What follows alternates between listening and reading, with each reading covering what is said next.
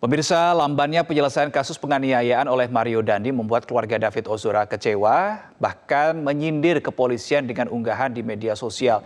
Keluarga David ini merasa lelah karena menunggu ketidakjelasan kasus ini. Nah, untuk membahas lebih lanjut dan juga bagaimana mengetahui bagaimana respon dari aparat kepolisian, kita pagi hari ini sudah terhubung dengan Kabid Humas Polda Metro Jaya, Kombes Pol Trunoyudo Wisnu Andiko lewat sambungan Zoom.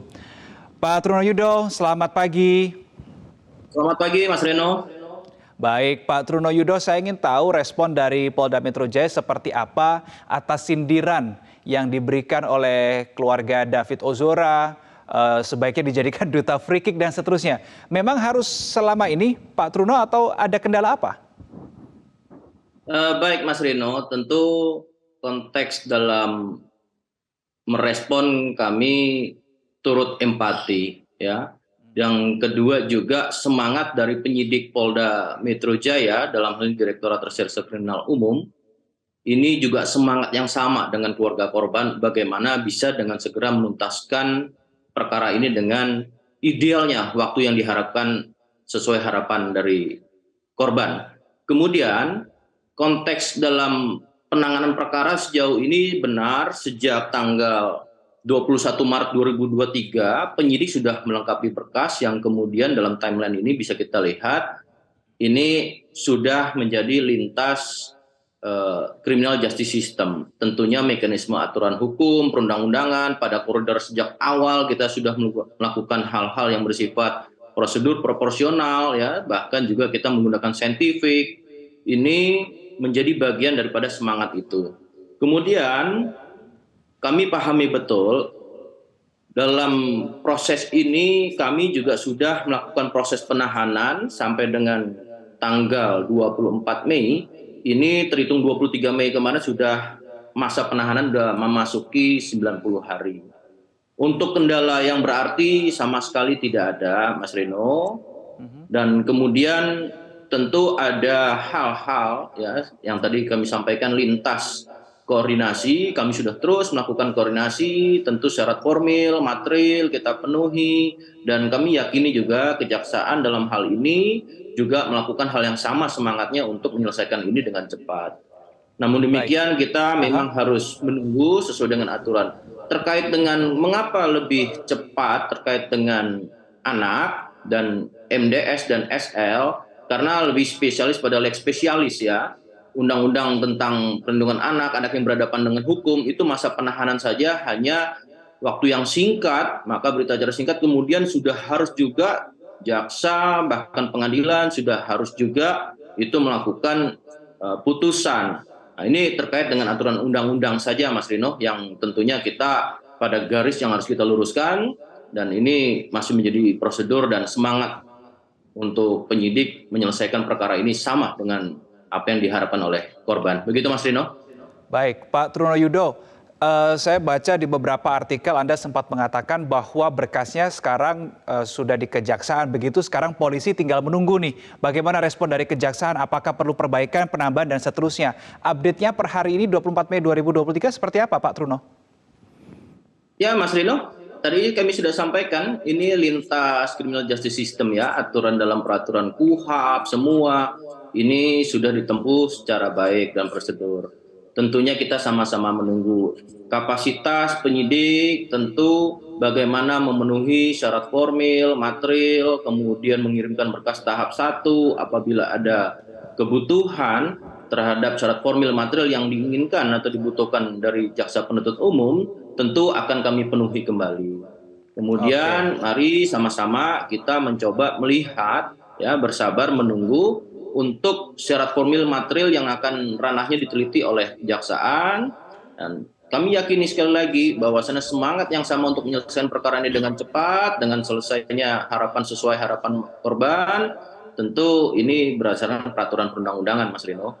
Oke, terakhir kapan Pak pihak Polda Metro Jaya ini menyerahkan berkas terkait dengan Mario Dandi dan Shane Lucas ini, kapan diserahkan terakhir kali ke kejaksaan? Supaya saya tahu nih sudah berapa lama nih bolanya di kejaksaan. Ya, artinya semua proses ini proses yang pada umumnya dalam proses penyidikan, ya.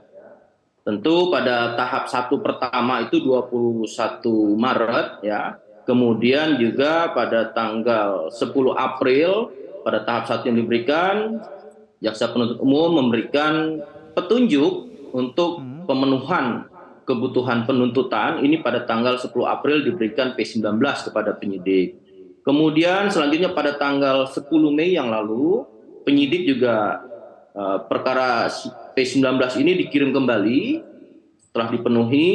Kemudian kita sama-sama masih menunggu. Pak Truno, izin saya potong. P19 diserahkan kembali ke kejaksaan itu atas permintaan dari kejaksaan atau inisiatif dari kepolisian? Ya, tentunya mendasari pada syarat formil dan material yang sudah dipenuhi oleh penyidik. Kemudian tanggal 10 Mei kita kirimkan kembali.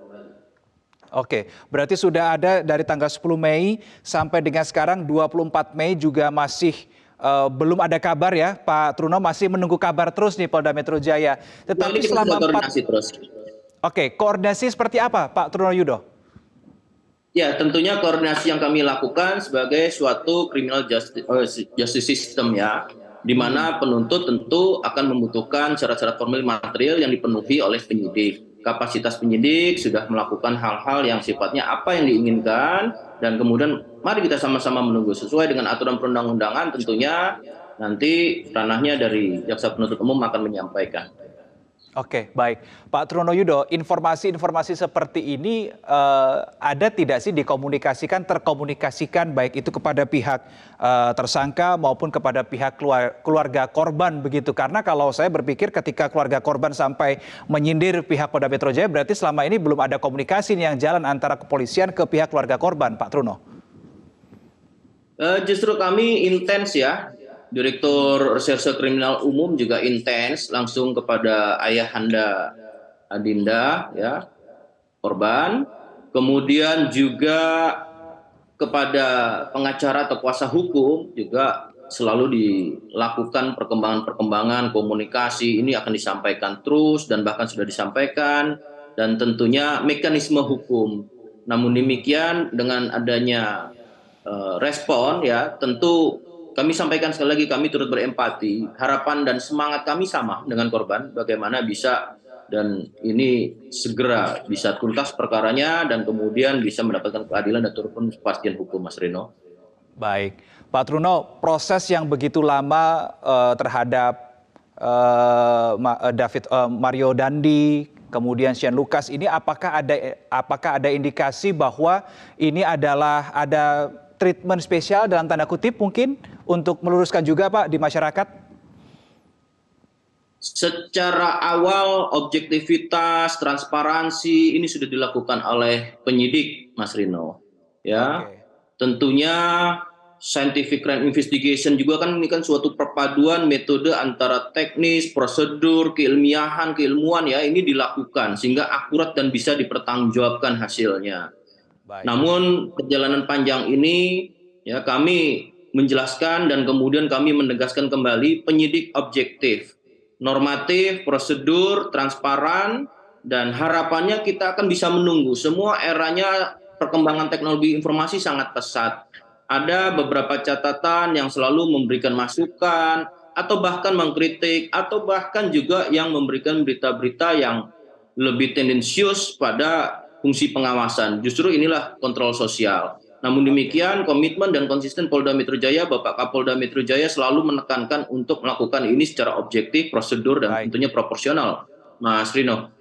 Baik, semoga penjelasan dari Kabid Humas Polda Metro Jaya, Kombes Pol Truno Yudo Wisnuandiko ini didengar oleh pihak keluarga korban supaya ini bisa meluruskan begitu ya. Terima kasih Pak Truno Yudo sudah berbagi informasi di Selamat Pagi Indonesia. Selamat beraktivitas Pak.